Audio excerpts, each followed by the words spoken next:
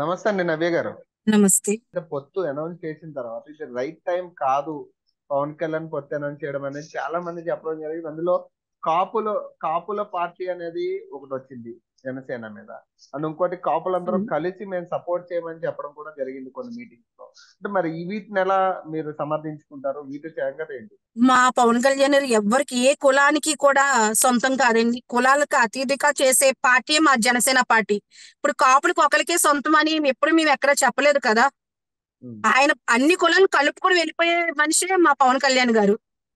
ఇప్పుడు మద్దతు ఇచ్చడం ఈ టైం అంటే ఇప్పుడు ఆ పార్టీ ఆపదలో ఉంది. ఉమ్, సపోర్ట్ ఇచ్చిన ఈ విషయం ఇక్కడే కదండి.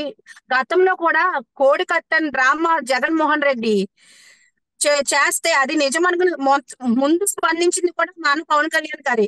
ఆ రోజు ఉమ్, ఏమైపోయింది, మీరు మాట్లాడలేదా? అప్పుడు మీకు జరిగితే, మీకు అన్యాయం జరిగితే స్పందిస్తే అది న్యాయం, మంచిది. పక్క పార్టీ అన్యాయంలో ఉందని సపోర్ట్ ఇస్తే మాత్రం ఇది అన్యాయం, కుట్రలు, లేకపోతే ప్యాకేజీ స్టార్, దత్తపుత్రులు అని పేర్లు పెట్టేస్తారు. ఉమ్, ఎవరికి అన్యాయం జరిగినా, అది వైసీపీ అవని, టీడీపీ అవని, బీజేపీ అవని, ఎవరికి అన్యాయం జరిగినా కూడా ముందుంచునే పార్టీ మా జనసేన పార్టీ. ఉమ్. న్యాయం కోసం పోరాడే పార్టీ జనసేన పార్టీ. ఉమ్. అలాగే ఇప్పుడు ఇప్పుడు చేసిన వ్యాఖ్యలు కూడా, నిన్న మీ అధ్యక్షులు చేసిన వ్యాఖ్యలు కూడా, ప్రతిపక్షాల మాటల్లో కూడా వాళ్ళు ఏం చెప్తున్నారంటే ఇదంతా కూడా ఒక గేమ్ ప్లాన్, మళ్ళీ ఒక ఇష్యూ చేయాలని చెప్పేసి చూస్తున్నారు అనేది కూడా కొన్ని వ్యాఖ్యలు ఉన్నాయి. దాని గురించి దేనికండి? అంటే నిన్న రెండు జరిగే వేల మంది దాడి కోసం దాడి గురించి. మేము ఎందుకు చేస్తామండి ఇలాగా? అయితే ఈ 3 విడతల్లో కూడా చెయ్యాలి కదా. ముందు కూడా జరగాలి కదా, ముందు కూడా చెప్పుకోవాలి కదా. ఉమ్, అప్పటి నుంచి ఎప్పుడు ఆయన ఏంటి నిన్న అన్నారంటే దాన్ని బట్టి చూడండి, ఇప్పుడు ఆల్రెడీ జరుగుతున్నాయి కదా. నోరిప్పే ప్రతి నాయకుడిని తీసుకెళ్లి కూర్చోబెడుతున్నారు. యూట్యూబర్లను తీసుకెళ్తారు. అంటే మీకు సపోర్ట్ చేసే వాళ్ళేమో మంచోళ్ళు. మిమ్మల్ని ప్రశ్నిస్తే, నిన్న నాకు ఫోన్ చేశారు ఎవరు, కళ్యాణ్ నాయుడు అని ఒక యూట్యూబర్. ఉమ్, తనకి ఎంత అన్యాయం జరిగింది, ఏం చేశారు, మొత్తం అంతా నాకు చెప్పుకుంటూ వచ్చాడు. అంటే ఉమ్, నోరిప్పి మాట్లాడితే వాళ్ళని తీసుకెళ్లి జైల్లో పెడతారు. నా మీద కూడా అనుకుంటున్నారు నెక్స్ట్ నేనేనని. ఉమ్, అండ్ ప్రశ్నిస్తే తీసుకెళ్లి జైల్లో కూర్చోబెడతారని నేను అడుగుతున్నా. ఉమ్, చిన్న చిన్న యూట్యూబర్లు కూడా మీరు వాళ్ళ మీద కూడా ప్రతాపం చూపిస్తున్నారే మీరు. ఉమ్. అలాంటి యూట్యూబర్ల మీద చూపిస్తున్నారు. రేపు పొద్దున్న రాష్ట్రం కోసం, భవిష్యత్తు కోసం అదే పోరాటం మన మీద చూపించడానికి గ్యారెంటీ ఏంటి? వీళ్ళు ఏదైనా చేయగలరు. అంటే మొన్న వీళ్ళ కూడా ప్రభుత్వం అంటే రావాలి, మొన్న కూడా నగ్గాలి అనుకున్న ఒక వాళ్ళు. కేసులో, అంటే మొన్న ఇన్నర్ రింగ్ రోడ్ కేసు కానీ, లేదంటే ఫైబర్ గ్రిడ్ కి సంబంధించిన విషయాల్లో కూడా పవన్ కళ్యాణ్ పాత్ర కూడా ఉంది అనే కొన్ని ఆరోపణలు వచ్చాయి. మరి దానికి ఏం చెప్తారు? ఇప్పుడు ఆల్రెడీ అరెస్ట్ చేశారు చంద్రబాబు నాయుడు గారిని. అదే ఇంకా ప్రూవ్ చేయలేక చచ్చిపోతున్నారు. ఉమ్, నెక్స్ట్ టైం లోకేష్ బాబు గారి గురించి అంటున్నారు. అది కూడా లేదు. ఉమ్, ఇంకా వీళ్ళు తీసుకెళ్లి కూర్చోబెట్టే చేస్తే ప్రూవ్ అవ్వలేదు. మాటలు ఎన్ని అని చెప్తారు, ప్రూవ్ చేయాలి కదా. మొన్న కూడా చెప్పారు పవన్ కళ్యాణ్ గారి మీద కేసులు పెట్టామని. ఏం చేయగలిగారు? ఇప్పుడు ఏం చేస్తారు?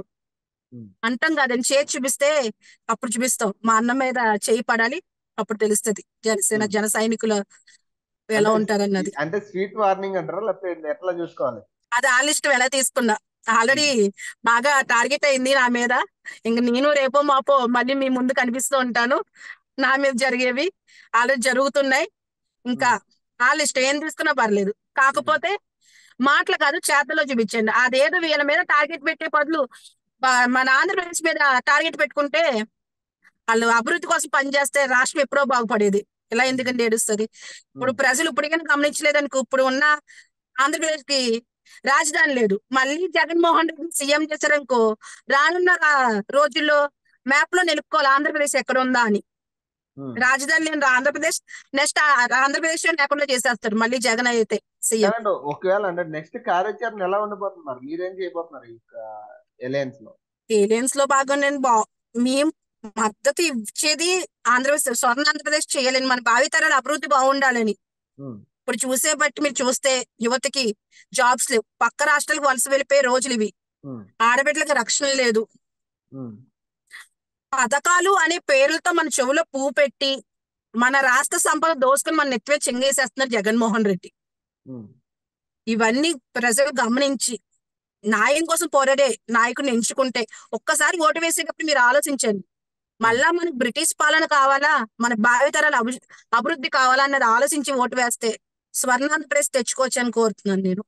అంటే ఎన్ని సీట్లు వచ్చే ఛాన్స్ ఉంటుంది అంటారు జనసేన, మీ అంచనా ప్రకారం అలయన్స్ లో? జనసేన టీడీపీ కలిసా? జనసేన టీడీపీ కలిసి, మరి జనసేనకి మరి సెపరేట్ గా ఉండాలి కదా. మీకు ఇస్తారు కదా కొన్ని నియోజకవర్గాలు. షేరింగ్ లో? అది మాకు తెలియదు కదండి. ఉమ్. అంటే మీరేమనుకుంటున్నారు, అంటే ఎన్ని వచ్చే ఛాన్స్? మాకు ఎన్ని సీట్లని నేను చెప్పలేను, కానీ వైసీపీకి మాత్రం 15 సీట్లు లేకపోతే 10 సీట్లు సంపాదించుకుంటారు ఈ ఎలక్షన్ లో. Right right.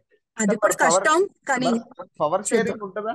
నిజంగా పవర్ షేరింగ్ ఇస్తారంటారు టీడీపీ మీకు? అది మాకు తెలియదు కదండి. మా అంటే మీ అంచనా అధినాయకుడు ప్రకారం మా కూడా పవన్ ఒకవేళ కళ్యాణ్. పవర్ మా షేరింగ్ ఇచ్చే ఛాన్స్ ఉంటుందా మీకు జనసేనకి? మేము పోరాడేది ఎప్పుడు కూడా మాకు అధికారం కావాలి, పవర్ కావాలని కదండి. ప్రజలకు ఉమ్. మంచి జరగాలన్నది. అది పవర్ షేరింగో లేకపోతే ఇంకేదో అది అధినాయకులు చూసుకుంటారు, మాకు తెలియదు. మేమైతే ఇవి మా అన్నగారు ఏది చెప్తే దానికి ఫాలో అవుతాం. మంచి జరిగేది, న్యాయం కోసం పోరాడే నాయకుడు కాబట్టి ఆ న్యాయం కోసం పోరాడతాం. ఇప్పుడు టీడీపీతో బీజేపీతో ఇద్దరితోనే ఉన్నారా, లేదంటే ఓన్లీ టీడీపీతో ఉన్నారా ఇప్పుడు ప్రజెంట్ ఏపీ? టీడీపీ అంటే వాళ్ళు ఉన్నారని నాకు తెలుసు, కానీ ఆయన చెప్తారు మాకు, మేము చెప్పేది కాదు కదా, అవి పవన్ కళ్యాణ్ గారే చెప్తారు. మా అధినాయకులు ఉన్నారు కదా, మేము మాట్లాడకూడదు. రైట్. థ్యాంక్ యూ అండి. Thank you for joining. Thank you. Thank you so much.